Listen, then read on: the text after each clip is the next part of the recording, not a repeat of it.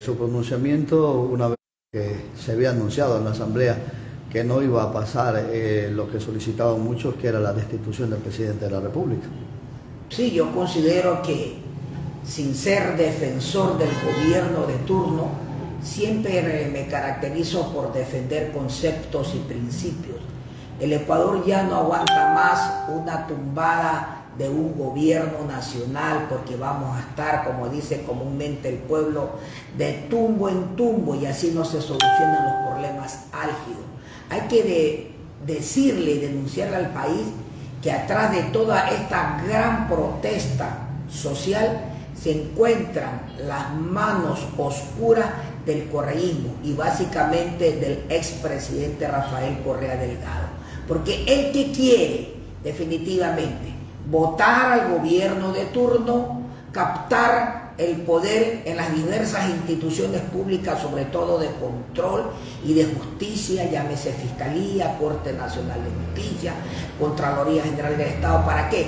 Para quedar libre de toda su culpa.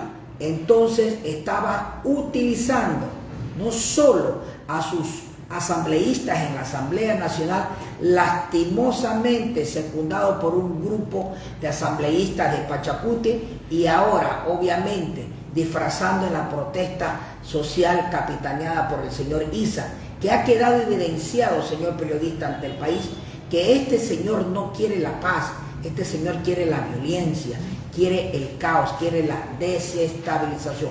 Por eso, como ecuatoriano, igual que usted, creo que todos los ecuatorianos de bien, que somos, gracias a Dios, la gran mayoría, nos sentimos indignados de tanto caos, de tanto desorden, de tanta violencia. Y de tanta pérdida también económica. De tantas pérdidas. Ya se hablan que son aproximadamente en estos 17 días de paro a nivel nacional la pérdida de algo más de 500 millones de dólares, sin tomar en cuenta la falta de producción petrolera.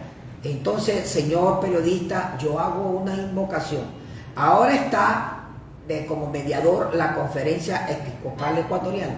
Aspiro y espero como ecuatoriano que estos señores, sobre todo los de la CONAIE, ahora sí se sienten de manera verdadera y demuestren su patriotismo. Porque nosotros estamos viendo las noticias a nivel nacional y vemos que ya se llega a un punto de acuerdo y sin embargo siguen saliendo más exigencias, más puntos. Entonces lo que se evidencia y lo que se muestra que estos señores no quieren diálogo, sino que quieren el caos. Y lo último, la gota que derramó el vaso, fue el ataque cobarde y aleve que sufrieron nuestras Fuerzas Armadas y la Policía Nacional en Sucumbíos, donde lamentablemente falleció un soldado de la patria ecuatoriano y están heridos alrededor de algo más de 14 entre militares y policías. Entonces eso ya no es protesta social, sino terrorismo. También es importante que el gobierno nacional, como dice comúnmente el pueblo ecuatoriano, se ponga las pilas, y si estos violentos no quieren conversar, no quieren abrir las vías, no quieren abrir las carreteras y permitir que la gente se siga muriendo por falta de oxígeno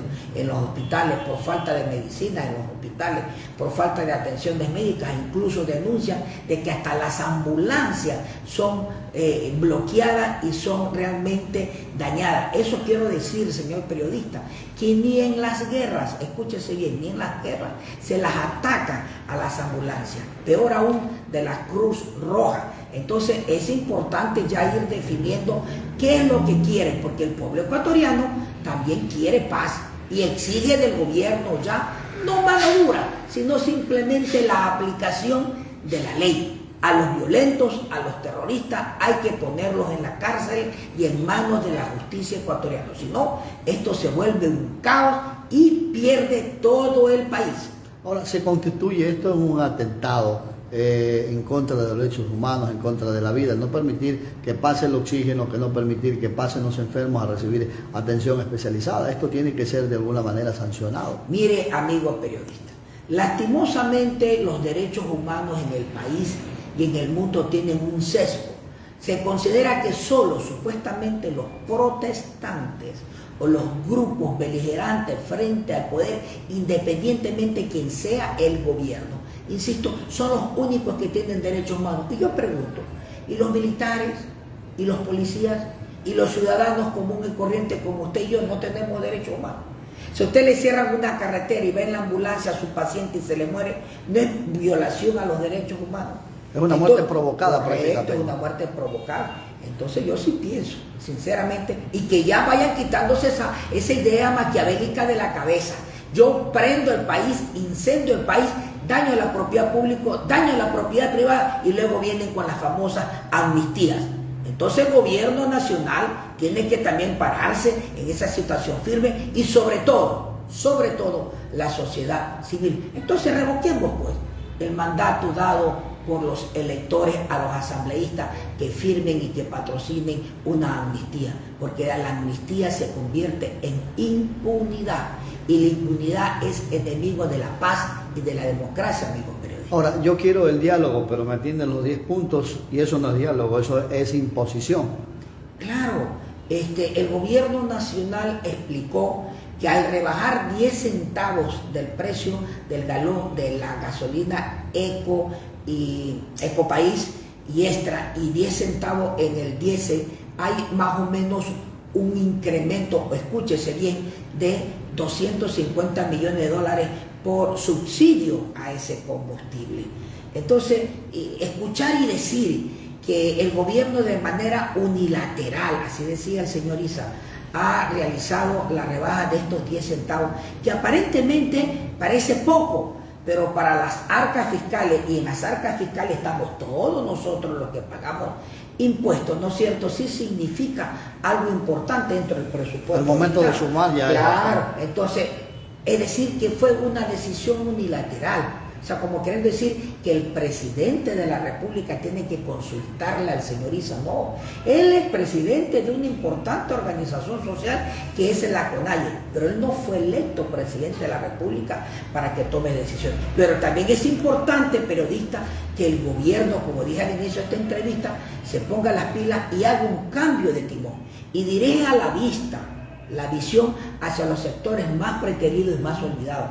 Siempre vienen diciendo que los sectores más preteridos, olvidados por el asunto de la desnutrición infantil, son los indígenas y los sectores marginales de la costa ecuatoriana. Entonces hacia allá dirija la vista, la visión y sobre todo los recursos para solucionar los problemas. Y así le quitan el pretexto a los golpistas, porque ellos si efectivamente se quitaron la careta, quedó demostrado quién estaba atrás del golpe de Estado, y yo no tengo ningún empacho en decirlo, era el señor Rafael Correa, secundado en las calles por su amigo o por su socio Leonidas Isa, presidente de la CONAIE.